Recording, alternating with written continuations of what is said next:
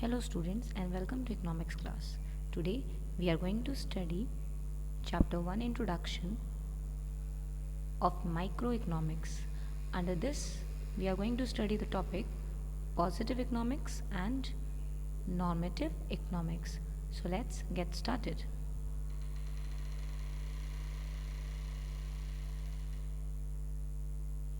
Positive economics. What is positive economics? In positive economics, the statements which are being given, those statements can be verified as true or false. For example, if suppose I say that in USA there is no coronavirus case, this statement is a positive statement. This can be true, this can be false also. Now this will be verified when you will get the valid information. अब जैसे ही आपको valid information मिल जाएगा, it will be clear कि जो मैंने statement दिया है that is a wrong statement. ठीक है? So this positive economics comprises of those kind of the statements जिनको आप verify करके ये बता सकते हो कि ये सही है या गलत है. इसमें आप कुछ facts, datas को भी present कर सकते हो. Like second point says that it focuses on facts and cause and effect behavioral relationship and includes the development and testing of economic theories. अब economic theories की अगर हम बात करें तो इसमें हम एक example लेते हैं demand and supply theory या demand theory की बात कर लेते हैं. अब इसमें क्या है, आपस में एक दूसरे का cause and effect relationship है. कैसे relationship है, let's see over here. If I say कि demand theory में दो चीज़ें आती हैं, एक आता है आपका प्राइस, दूसरा आता है आपके पास क्वांटिटी. ठीक है, प्राइस होता है और क्वांटिटी होता है. अब डिमांड थ्योरी ये कहता है कि प्राइस और क्वांटिटी डिमांडेड दोनों के बीच का जो रिलेशनशिप है, बिहेवियर रिलेशनशिप जो है वो इनवर्स है. इनवर्स का मतलब नेगेटिव रिलेशनशिप है. दोनों अलग अलग तरीके से काम करेंगे, एक साथ नहीं. जैसे अगर प्राइस बढ़े, है ना, अगर किसी भी गुड्स का प्राइस बढ़ जाता है तो मार्केट में डिमांड कैसी होगी, जाहिर सी बात है कम हो जाएगी. क्यों कम हो जाएगी, इसका रीज़न ये है कि अगर सपोज़ कल तक जो सैनिटाइज़र्स 10 रुपए के आते थे, अगर वो अचानक से 100 रुपए के बिकने लग जाएं तो लोग उसको ख़रीदना कम कर देंगे. क्यों? क्योंकि सबकी एक्सेस में तो नहीं है ना वो. तो इन दिस केस हमारी पॉकेट मनी तो लिमिटेड ही है, वो तो नहीं बढ़ रही है, वो तो नहीं ही है. उसी लिमिटेड पॉकेट मनी में हमें या अपनी इनकम में, अपनी सैलरी में हमें उतना ही सामान खरीदना है जितना पहले ख़रीद रहे थे. तो अब जब अगर प्राइस बढ़ जाएगा तो जाहिर सी बात है हम उस चीज़ को यूज़ करना कम कर देंगे. ठीक है, तो यहाँ पे क्या होगा, ऑपोजिट रिलेशनशिप. अगर सपोज़ अब प्राइस क्या हो जाए, कम हो जाए. बढ़ रही थी तो हम डिमांड कम कर रहे थे, अगर कम हो जाएगी तो डिमांड कैसी हो जाएगी, ज़्यादा हो जाएगी ना. अगर सपोज़ 1-1 रुपए का मिलने लग जाए आपको मास्क, या 1-1 रुपए के आपको सैनिटाइज़र्स मिलने लगे, तो सारे लोग वहाँ पे भीड़ लगा लेंगे उस सैनिटाइज़र और मास्क को ख़रीदने के लिए. ठीक है, तो ये क्या है, ये पॉजिटिव इकोनॉमिक्स है. इसमें फैक्ट्स एंड के तौर पे आप उसको रिलेट कर सकते हो. कॉज होगा, उसका कुछ इफेक्ट होगा, उसके इम्पैक्ट को आप रिलेट कर सकते हो. अगर मैं कहूँ कि प्राइस बढ़ रहा है और डिमांड बढ़ रही है तो आप इसके इम्पैक्ट को रियल सिनेरियो से रिलेट करके कि क्या कॉज है, क्या इसका इम्पैक्ट पड़ रहा है, उसको आप रिलेट करके क्लैरिफाई करके सही या गलत बता सकते हो. अगर मैंने कहा कि प्राइस बढ़ी तो डिमांड भी बढ़ रहा है, but it is not true, right.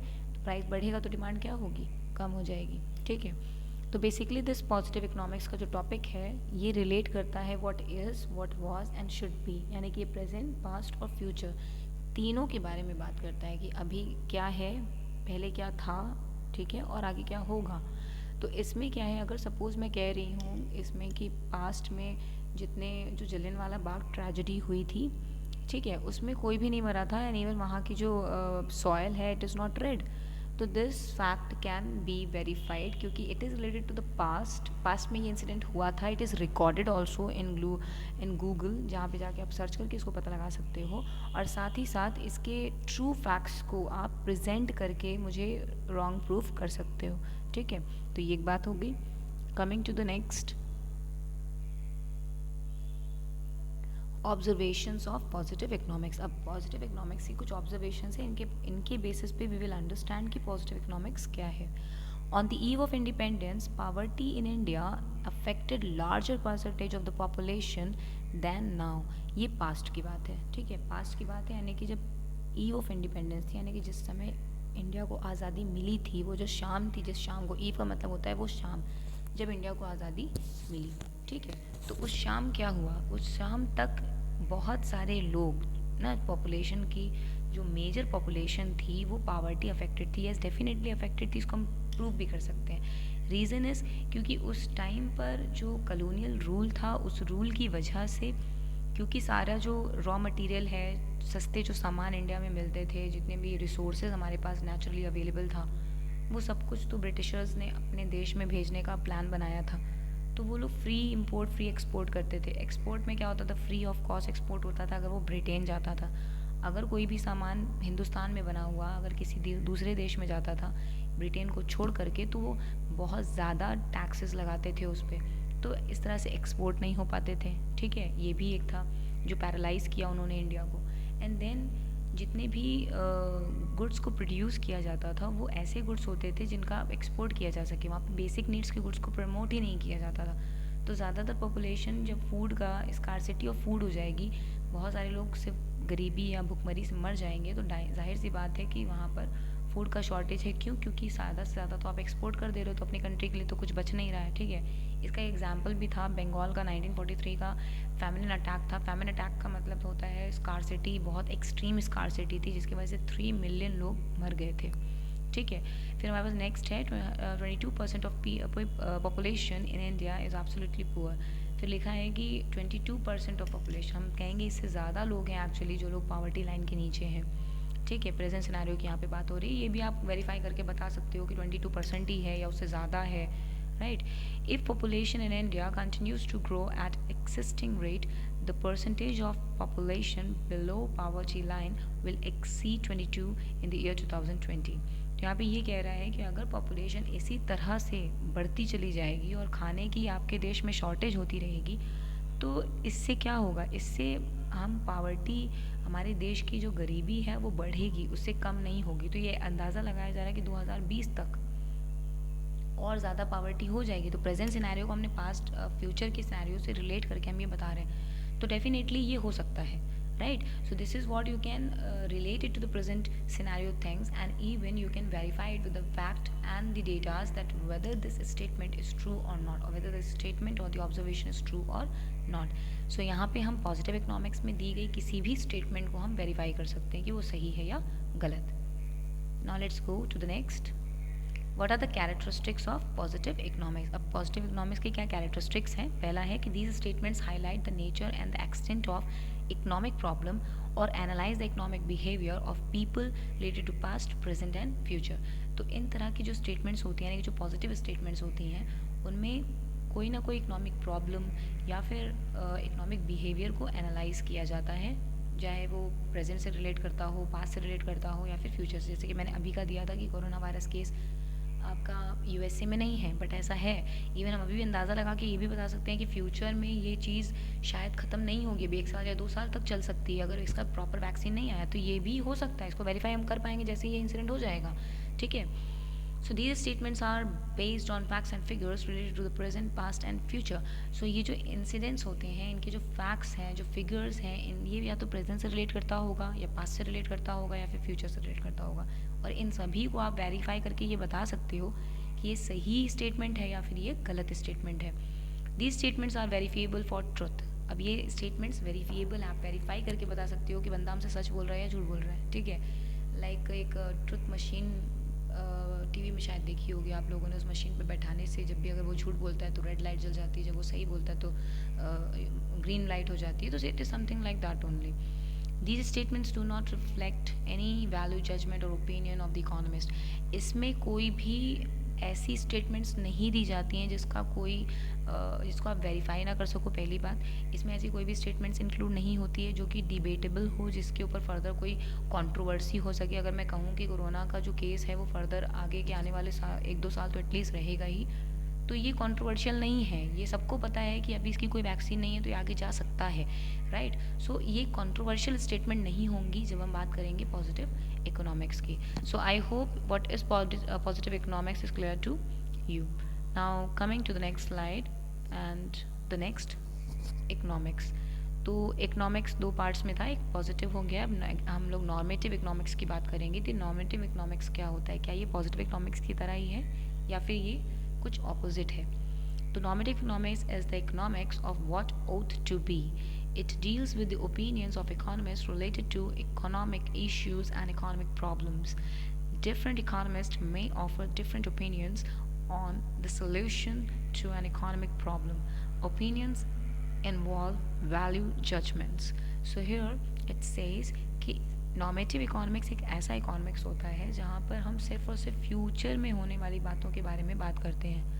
तो डेफिनेटली है, जब फ्यूचर है तो आप सिर्फ ओपिनियन दे सकते हो, कुछ प्रिडिक्ट कर सकते हो, कुछ अपना अजम्पशन या कुछ एक अंदाज़ा लगा सकते हो, एस्टिमेट कर सकते हो, बट यू कैन नॉट से something with truth, you can not से something with the value points कि ये ऐसा ही होगा, बट हम सिर्फ जजमेंट कर सकते हैं ऐसा हो सकता है, राइट। सो डिफरेंट इकोनॉमिस्ट में offer different opinions on the solution. So यहाँ पे क्या होगा, जो अगर एक कोई हम सिचुएशन ले लें तो उसमें जो ओपिनियन है, यानी कि ये सिर्फ एक बात की जाएगी। अब क्या है ये ओपिनियन, अगर मैं ले लूँ यहाँ पे कि जो कोरोना वायरस चल रहा है इसका वैक्सीन की बात की गई है कि जो ये आपका 2021 अगस्त में आ जाएगा, तो अब ये थोड़ा सा कंट्रोवर्शियल स्टेटमेंट हो सकता है क्योंकि अभी ऐसा कुछ हमारे सामने आया नहीं है जिसके लिए हम वैल्यू इसका एक वैल्यू पॉइंट दे सकें कि yes definitely it's a fact, ये सारी चीज़ें हमारे पास अवेलेबल हैं और हम बना ही लेंगे, तो ऐसा हम बिल्कुल नहीं कह सकते हैं। तो ये कुछ कंट्रोवर्शियल स्टेटमेंट हो जाएगी, कुछ लोग कहेंगे नहीं नहीं आएगा ही नहीं, कुछ लोग कहेंगे नहीं आ जाएगा।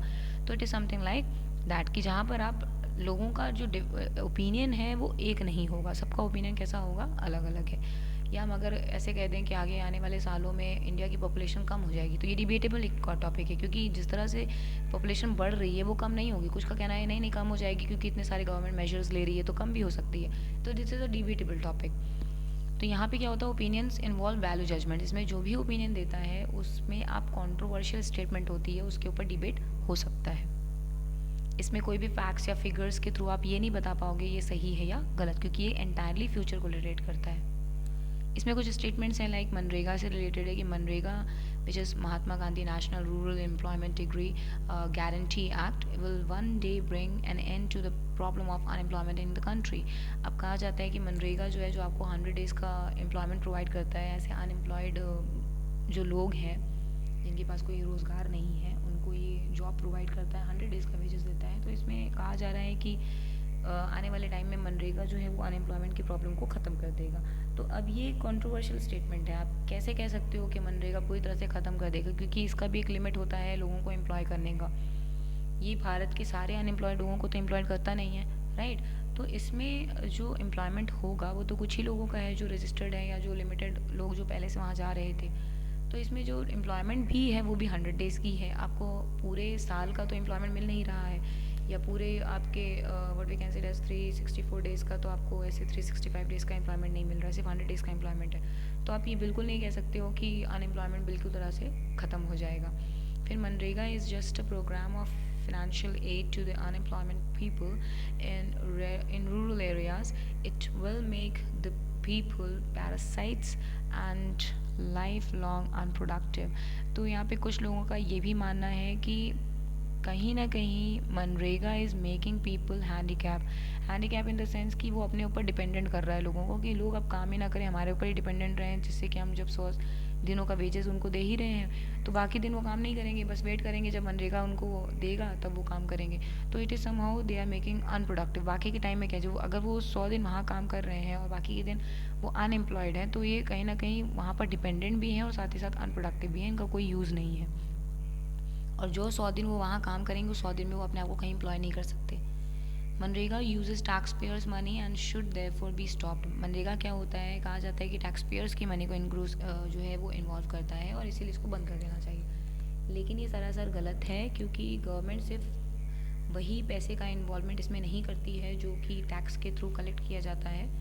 इसमें इनके कुछ रिजर्व्स या कुछ फंड्स भी होते हैं जिनका यूज़ ये करके आपके लिए कह सकते हैं मनरेगा का एक प्लान प्रोवाइड करती है। अब लाइक अभी का सिचुएशन भी देख लें तो अभी मनरेगा इज़ वर्किंग, लेकिन अभी कितने लोगों ने टैक्स दिया है, कितना टैक्स का कलेक्शन हो पाया है, क्योंकि बहुत सारी तो कंपनीज चल भी नहीं रही थी। फिर MNREGA should not be pursued unless it ensures assets creation in the economy.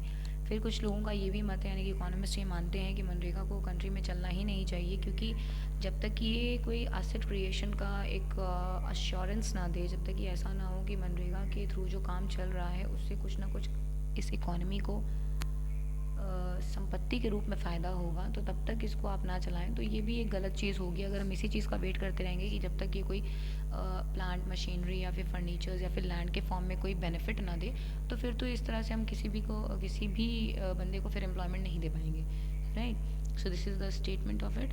Coming to the characteristics of it, कि ये जो स्टेटमेंट्स होते हैं दे आर वैल्यू जजमेंट, कि आप इनको मतलब डिबेटेबल टॉपिक्स होते हैं, you can have the controversies on it. इसमें कुछ whatever the judgments you are giving, like for example if somebody is for the point and somebody is against the point, then they must have some value points so as to controvert with each other. अगर आप controversy कर भी रहे हो, debate कर रहे हो, तो लाइक डिबेट्स आपने सभी ने देखा होगा, डिबेट्स में क्या होता है, किसी भी टॉपिक के ऊपर हम बात करते हैं, उसमें आप डिबेट एक जो होता है वो उसके बारे में बात करता है, उसके साइड उसके बेनिफिट्स की बात करता है, और एक उसके अगेंस्ट में बात करता है। तो जो बेनिफिट के बारे में बात कर रहा है वो भी कुछ डेटास, कुछ फिगर्स को लेकर आया होगा, कुछ वैल्यू पॉइंट्स होंगे उसके बाद जो तथ्य वो प्रेजेंट कर सकता है, और उसी तरह से जो अगेंस्ट है वो भी कुछ बातें लेकर आएगा जो रिलेट कर सकता है वो, ठीक है। These statements lead to controversies and debates. Definitely इस तरह के जो स्टेटमेंट्स होते हैं ये कॉन्ट्रोवर्सीज और डिबेट्स को जनरेट करता है। These statements indicate opinion and are therefore not verifiable for truth। इस तरह के जो स्टेटमेंट्स होते हैं, क्योंकि ये सिर्फ ओपिनियन है, ठीक है, जो फ्यूचर में हो भी सकता है, नहीं भी हो सकता है, and then it comes to the debatable topic, तो इस केस में it is not verifiable by truth, यानी कि आप इसको किसी फैक्ट या फिगर से वेरीफाई नहीं कर सकते, क्योंकि फ्यूचर की बात है, अभी वो प्रूफ नहीं हो पाया है। These statements reflects what ought to be as a solution to economic problems। इसमें क्या होता है, सिर्फ क्या हो सकता है के बेसिस पे कुछ सजेशंस या कुछ what we can say it as some advice use to be given, कि कुछ मेजर्स बताए जाते हैं कि इसी मेजर्स के थ्रू इसको हम अचीव कर सकते हैं। लाइक इस कोरोना वायरस के केस में तो सिर्फ सजेस्टिव मेजर्स दिए जा रहे हैं कि आप इम्यूनिटी को बूस्ट कर लो, या फिर आप इस तरह का काढ़ा पी लो, या फिर आप मास्क लगा लो। तो this is just a suggestion कि इससे आप इन चीज़ों से बच सकते हो, ये प्रायर बहुत बड़ी बीमारी है जो आगे चल के भी और इंक्रीज़ होगी। तो इस केस में फ्यूचर के बेसिस पे या फ्यूचर उसके एस्पेक्ट्स के बेसिस पे उसका आपको मेजर्स प्रोवाइड किया जाता है या सोल्यूशन प्रोवाइड किया जाता है, right. Coming to the next, so here we are at the end of this particular video, and I hope the topic is clear to you. If you have any doubt, you can comment in the comment box. So till then, goodbye and take care. Now we will meet tomorrow again in the next video. So till then, stay home, stay safe.